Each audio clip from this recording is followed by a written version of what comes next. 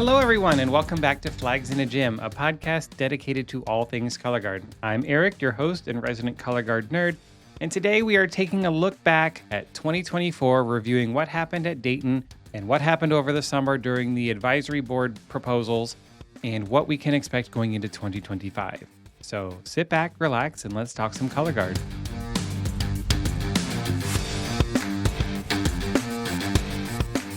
Okay, so let's talk about what happened at Dayton. We're going to go through each class briefly, talk about who won, who medaled, who got promoted. Now, we're going to start with the A class. To me, the most important class in all of WGI. It is the backbone of our activity, and I really feel that A guards just don't get the respect they deserve. You know, just for some perspective, this year for World Championships, there are 341 units currently registered. 140 of those are Scholastic A groups. That's 41% of the guards at Dayton. And also remember, they cap Scholastic A at 140. They can't go over that because of scheduling. If you look at the next largest group in representation, it's Independent A with 61 groups. So you put them together, you have almost 60% of the guards at Dayton being A-class color guards. Also, remember, these guards have a brutal schedule. You know, they only get 2 days for everything. They do their prelims on Thursday, which take the majority of the day. Then Friday morning, they have their semis, and then they do finals Friday night. And if you're one of those guards that just gets kind of a crappy draw and you go on at 10:15 in the morning in semis and you make it into finals, and you could go on at 10:50, 11 o'clock at night. That's insane. Those are super, super long days for them. And remember, they also have the pressure of performing in UD Arena for the first time.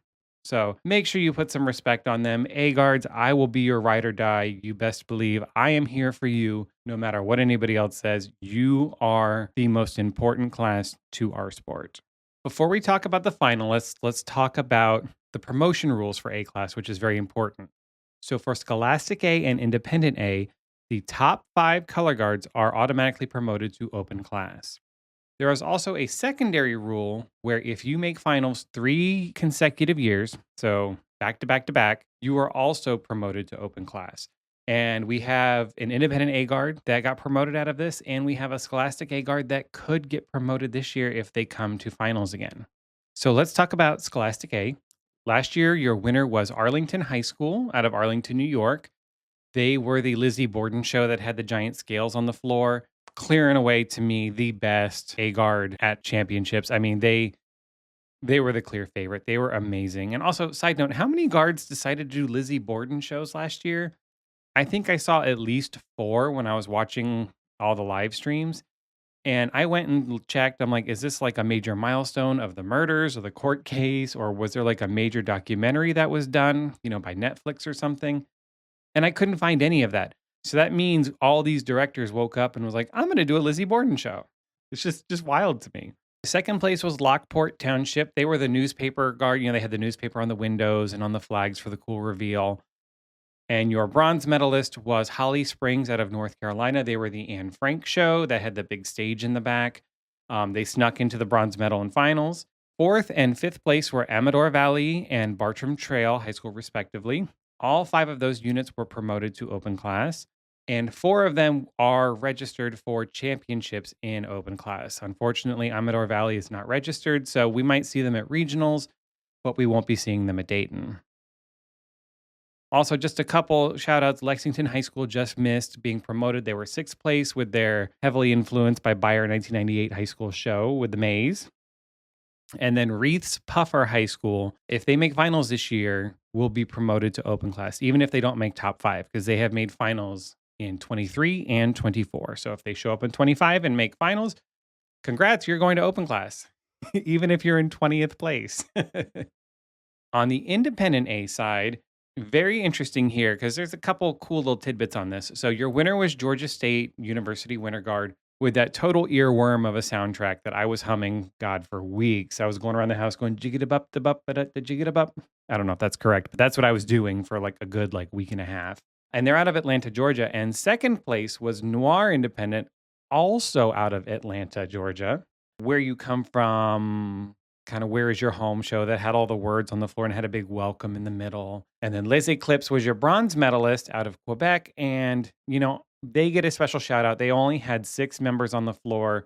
Shout out to the small guards because I know when I was teaching, I would struggle to get members in sometimes, and you only had 8, 9 kids. And it's hard to really put together a good show with a small guard. So shout out to them. There's also a tiny bit of drama surrounding of them when we get to the rules proposals. They did nothing wrong. It's just there was a rule proposal kind of based around them, and somebody was a little salty about them. So we'll get to that in a bit. Fourth place was Gates Chilai. So they were moved to Independent Open, and then Crossroads was your fifth place guard. They were also promoted to Independent Open.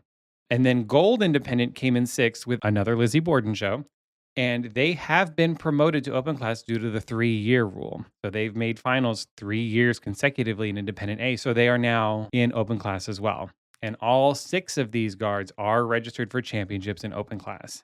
So it'll be exciting to see what they all do, especially when you're looking at the defending champions. This year we had Dobbins Bennett, who was the reigning Scholastic A champ. They made finals in Scholastic Open. I feel like the transition from A to open is easier for guards rather than open to world. So good luck to all of you all. We'll see them at regionals, and we'll see most of these guards at championships. Next, we're going to move on to open class. So with Scholastic Open and Independent Open, only the top 3 are promoted. There's no consecutive year rule here. And we've seen that because we've had guards that are just consistently making finals in Scholastic Open and being rock steady in the class, just unfortunately not getting to the medal stand. So your Scholastic Open winner was Ayala High School. They were the bubble show that had the bubbles all over the floor. Very cute show. I liked it. They are returning to Scholastic World. They used to be a world program. Back when I was marching, they were a world guard, and I'm glad to see them get back to that level. Second place was Centerville High School, which was my personal favorite out of Scholastic Open. And they were the lampshade show and the moths, and very cute show. And they are also another guard that is returning to world class, as they were a world guard previously as well. And then third place, kind of a surprise for me, not in the fact that I didn't think they were good. It was just more of like, I didn't realize that there was this program out there, American Fork High School out of Utah.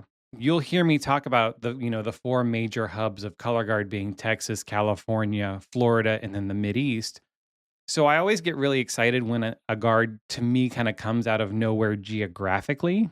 I know that they've been around for a while and they've been making finals in Scholastic Open. I love seeing these guards pop up and create great programs that aren't in our standard color guard hubs. All 3 of them are registered for world championships in world class. And your fourth place guard, Marcus High School out of Texas, just missed the medal, so they will stay in Scholastic Open. And then, of course, we have to give a special shout out to Palm Desert Charter Middle School. Once again, I think we're all just incredibly mind blown that there is a middle school Scholastic Open color guard. I hope they have another great year. And I want them to medal because I just want to see a middle school world guard. I want my mind to completely explode at the possibility of this. Moving over to Independent Open, our winner this year was Georgia, out of obviously Georgia. Nice to see kind of a Georgia explosion in color guard too. They were your winner with the Adagio for strings and the Earth show. They were in the nude flesh tones for costuming. Second place was Alta Maria, another perennial open class finalist. It was great to see them finally medal. I feel like they've been in open class finals since I was marching almost 20 years ago. I mean, I would say it has to be at least 15 years now. They've been consistently making open class finals. So very exciting to see them medal and take the next step into world. And then to me, the most interesting one of this is Menage in third place. And Menage is the sister group to Mirage, who is already an existing independent world color guard. So you're going to have 2 guards in the same organization, both world class. And this isn't the first time this has happened. Back when I was marching, it happened with St. Anne's.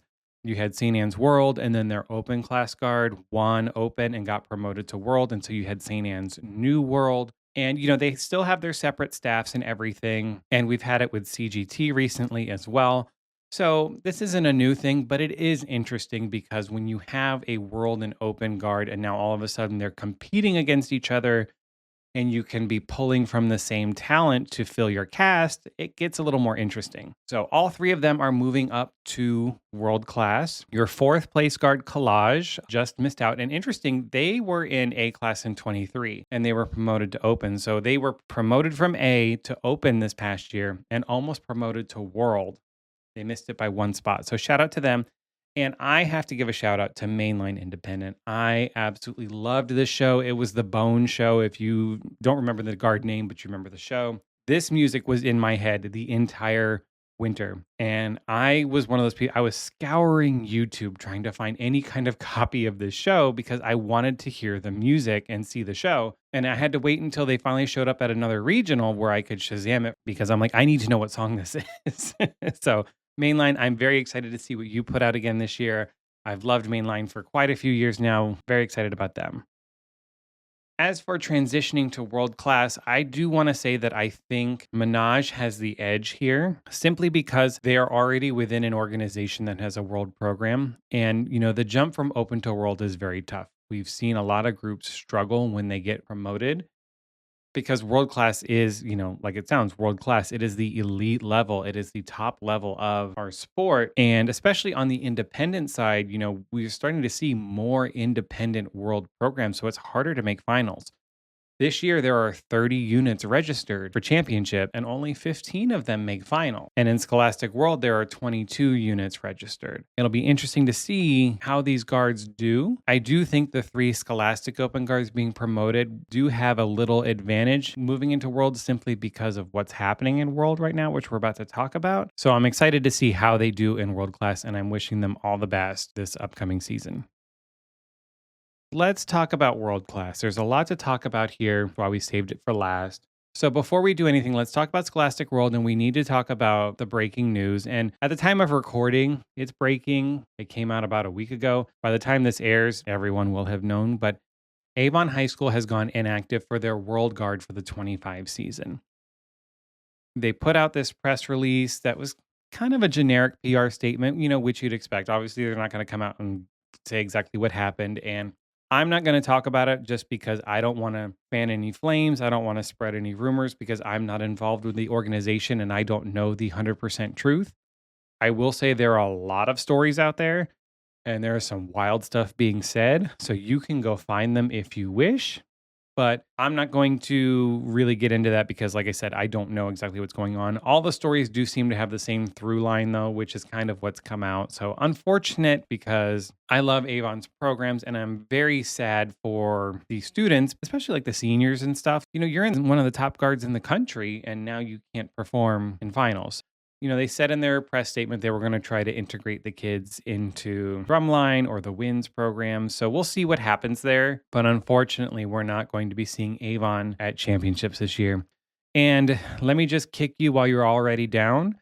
We're not going to see Tarpon Springs either. They are still fielding a unit, and we'll see them at regionals. They are just not going to Dayton. They went to Grand Nets this year, and I feel like I remember previously Tarpon used to do a 2-on, 1-off kind of cycle where they would go to Dayton for 2 years and then take a year off. I don't know if they are actually adapting this or if they're just like, we just need a break.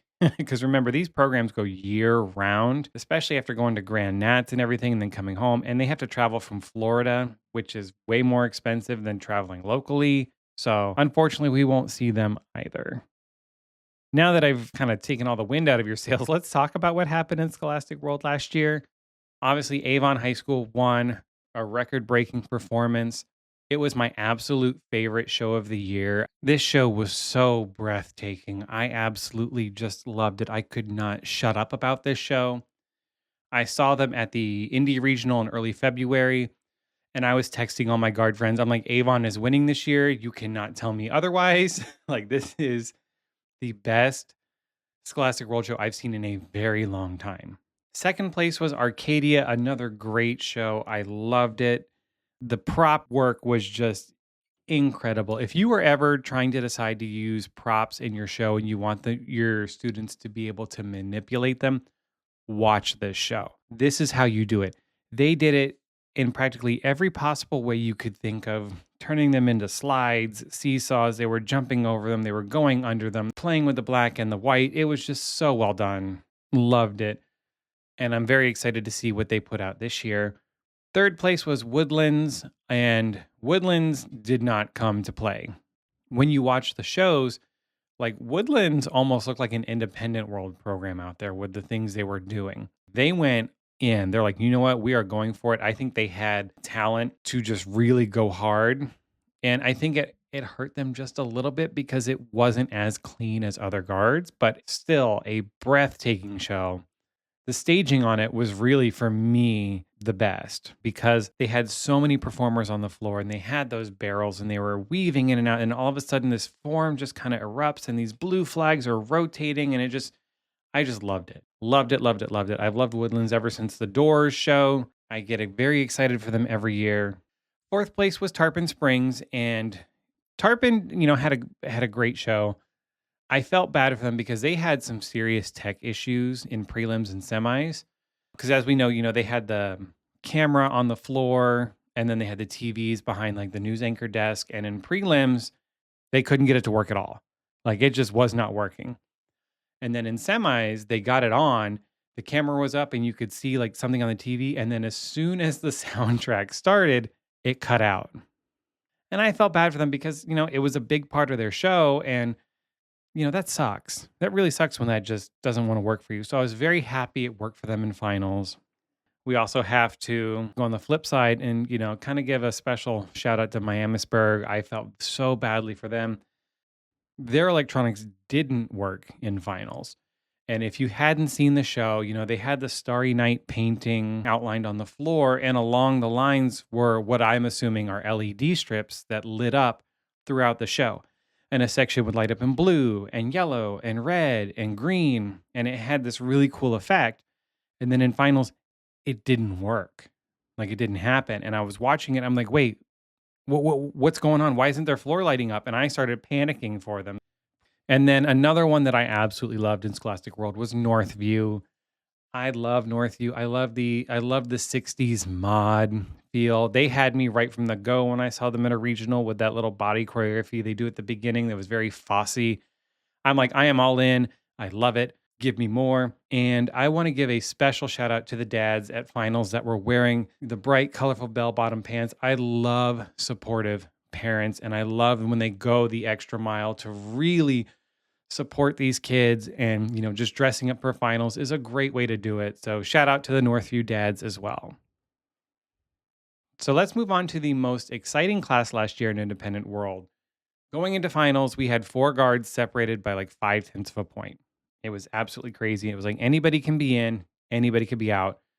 Going into finals, we had Fusion, Blessed Sack, Paramount, and Etude in that order. Fantasia had a lock on 5th place. There was no getting around that. So everybody was like, what's going to happen? What's going to happen? And I wonder if pressure got to some of these color guards because a few of them had some rough runs, and Fusion ended up running away with it by almost 2 points in finals. Fusion was our winner with a very clean show. I liked it a lot. I liked their show The Beat more from the previous year, but the big takeaway from the show was just how clean they were. I don't think they were trying the most difficult stuff on the floor, but they were just so well executed and it just moved beautifully. And that rifle feature across the back on the boom, boom, boom. So effective, so great. Just congrats to them. I was so happy they won. And like I said before, I love when these guards kind of come out of nowhere. In Independent World, you've always kind of had, Pride, Onyx, Diamante, Paramount. These guards kind of always at the top. Blessed Sack, of course, just kind of juggling these spots around. And then Fusion's like, excuse me, coming through. Gold medal, please. Thank you. So congrats to Fusion. Second place was Etude, who jumped up from 4th. They didn't have the most solid run, but I think they had the most solid run of those 3, even though scores was still very tight. The funny thing about them was I was watching Retreat when they, announced the scores, and Etude was 4th in semis, which is important to the story. And remember at finals, they announce 15th through 4th, and then they skip the top 3 and then go to the other class. They go to Independent World, 15th, blah, blah, blah. They're moving up. And then they get to announcing 4th place. And you see all the people in A2 just clench. Like everything's super, super tight. They're holding hands. You could see the front people. And they announced Paramount in 4th. and you could just see like the shock and elation hit Etude, but they kept it very calm, very reserved, but you could see like the energy change in their line. So then they moved on to third place. And of course, they announced the third place Scholastic World Guard. Then they came over and did third place Independent World. And Etude started clenching again. And they announced Blessed Sacrament. And then you could see the electricity in Etude. You could see they're like, oh my God, oh my God, oh my God, oh my God, we might win, we might win. Because remember, semifinals, it was super tight. Obviously, they ended up in second. Very happy for them. Congrats. I love the show. And I love that you guys just did one song. Can I please just give you guys a special shout out for that? Some of these world soundtracks can get a little overbearing with the heavy and the mixing and incorporating so much. And they're like, you know what? We're just going to do this song and we're going to do it beautifully. And then third place, obviously, we had Blessed Sacrament with the Leonard Bernstein show, dressed like Kim Possible. I saw all the memes about that, so I don't think they're going to hate on me on that one. So, because I heard that was like the running joke about them is they all look like Kim Possible. So they were third place, eking out Paramount by a tenth of a point, who ended up in fourth. And unfortunately, that 1/10 of a point was a penalty. Now, I don't know what the penalty was. I've seen the show, I've seen a couple recordings of it. I don't see anyone go over the front line. So I'm assuming it was timing. They didn't have anything to leave behind on the floor like confetti. And I didn't see anybody obviously step over the front line. So I'm assuming they just went over time slightly, which sucks. Like, that is such a crappy way to lose out. Because if they didn't have that penalty, both guards would have gotten the bronze medal. Paramount, I loved your show. I'm so sorry it happened that way. Other shout outs for Independent World, Vox Artium, my personal favorite of the class and my second favorite show of the weekend, just because I loved Avon so much. But Vox Artium, so much fun. I loved it, loved it, loved it. I do think the crowd kind of got the best of them because they had a little bit of a shaky finals run, but that crowd was going bananas. And if you've never performed in front of a crowd like that, that wall of sound can be insanely overwhelming and your adrenaline kicks in. So kudos to them for hanging on, putting on a great show. I'm really excited to see what they do this year. And AMP, we need to talk about them. They were probably the biggest disappointment of Dayton, not because of their show, but just because of what happened to them. If you didn't know, there was a stomach bug, norovirus-ish. It might have been norovirus, I'm not sure, kind of flying around Dayton. I talked to friends and everybody I talked to was like, oh yeah, we have 2 kids have it, 3 kids have it, blah, blah, blah. Well, unfortunately, AMP had like 15 people get it between the members and the staff, and they had to pull out of finals. So we didn't get to see them in finals. And that sucks, especially for the crowd, because this was probably one of the few times that the crowd was able to see AMP and then they weren't there. The silver lining in all of this is that AMP season was not done at Dayton. Their circuit championships actually happen after World Championships at Dayton. So they still have a couple more performances, so that is a silver lining, but still, you're talking finals at Dayton and you don't get to compete and put out your show for everyone to see. So I'm excited to see what they do this year. I'm hoping everybody stays healthy because we don't want this to happen again. But I did love their show. I love the approach that they take and that Vox Artium takes, and where they try to really focus on entertainment, where it's not just going for maybe an artistic approach or whatever. They actually take into account entertaining the audience. So AMP, stay healthy. Can't wait to see you this year. And I hope it's another fun one. Last card I want to talk about in Independent World is Onyx. And y'all, I'm going to keep it real. I'm not trying to be hateful, but I was not a fan of this show.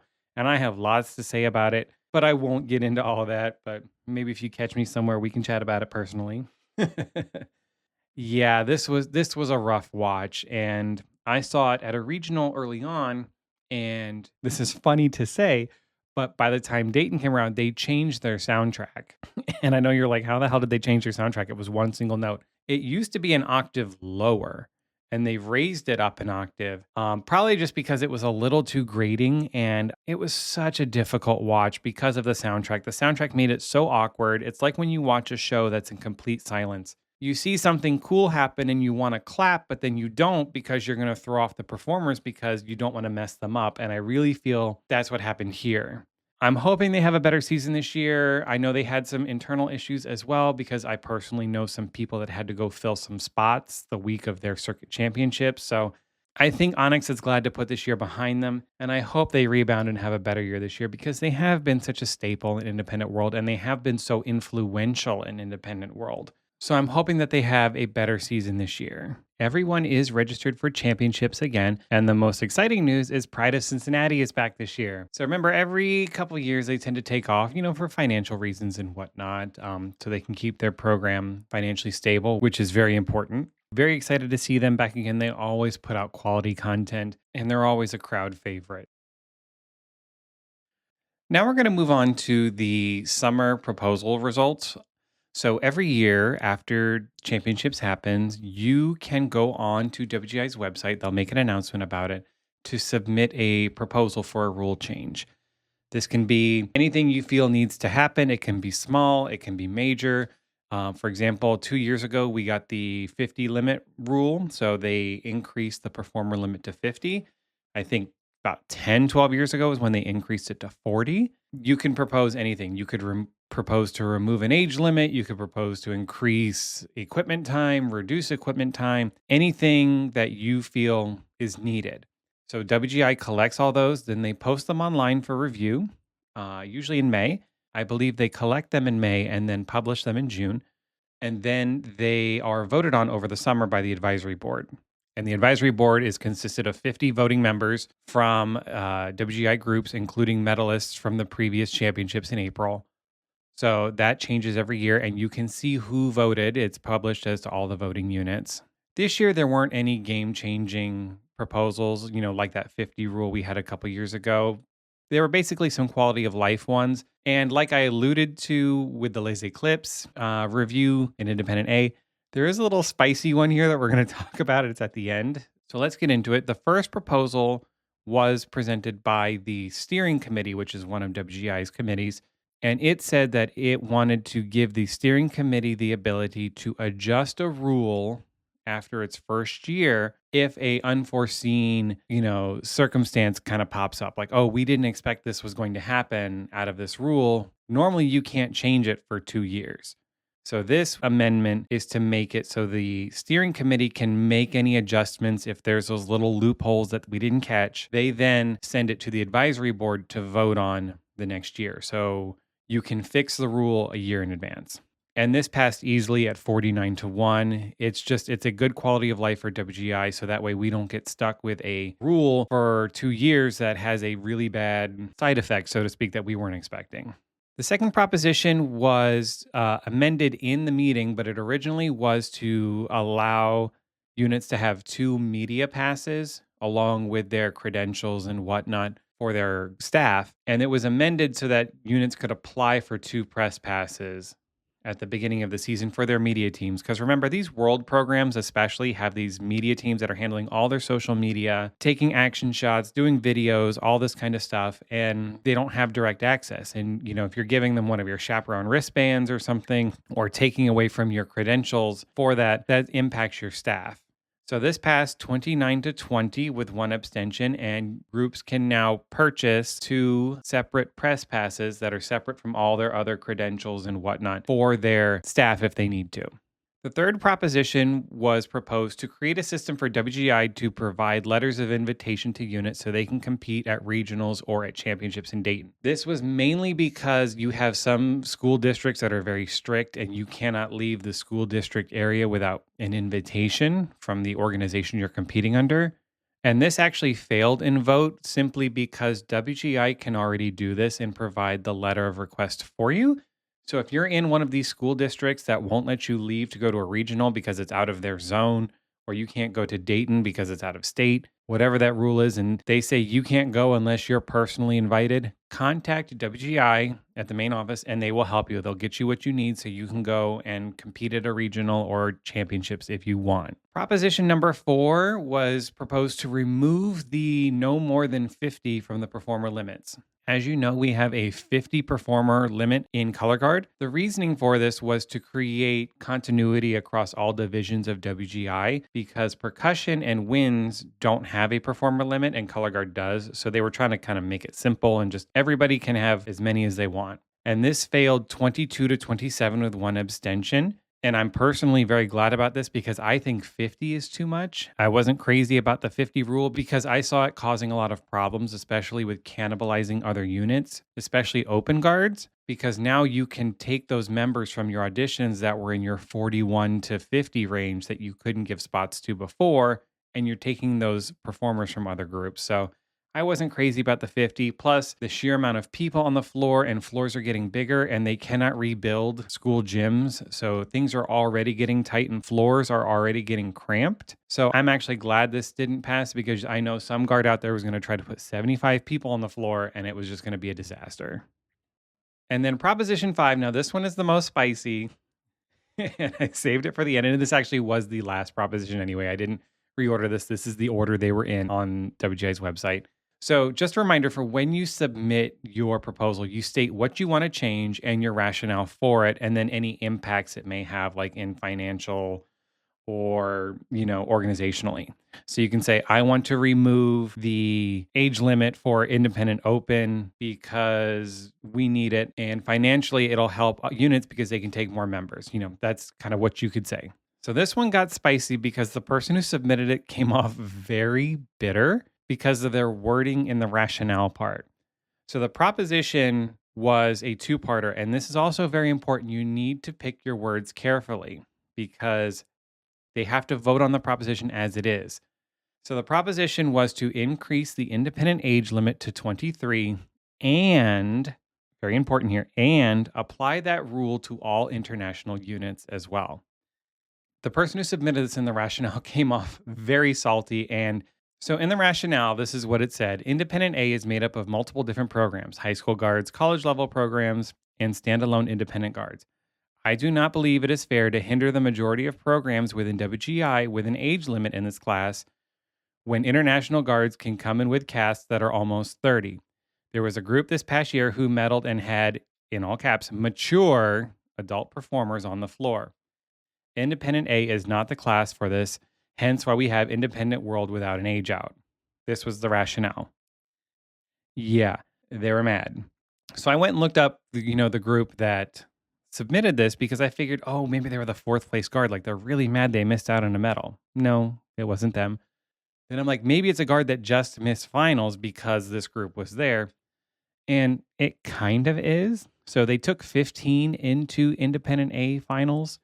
This was guard 17. So it wasn't even number 16 that just missed. This was 17. So I'm going to be honest. You had me in the first half with this proposal. I do think increasing the age limit to 23 is a good idea. But WGI already has it set up where they work with international circuits and they agree to abide by their rules. And in Canada, in Quebec, and I'm sure in the Netherlands as well, they don't have these age limit rules. And WGI adheres to that. They have no problem with it. And it's not like we're seeing these international guards of 35-year-olds coming and steamrolling independent A class. That's not happening. So I don't think there's any need to panic about this. I do think raising the age limit is a good idea, but unfortunately with how this was worded, it failed. This failed 46-4, so pretty much a landslide. And that's it for the proposals over the summer, and that's pretty much it for our look back at 2024. Who were your favorites of 2024? Personally, my top 3 were Avon, Voxardium, and then, okay, I'm going to do a top 4 because tied for third would be Northview and Mainline Independent. Those are my favorites. Tell me who your favorites were over on Blue Sky and Instagram, and make sure you're giving us a follow and tell your friends to check out the podcast. The more the merrier. The 2025 competitive season is just around the corner. It should be starting within a couple weekends. I wish everybody good luck. We're going to be back again in 2 weeks with another episode where we talk about something else. And until then, stay safe and stay fabulous. Bye.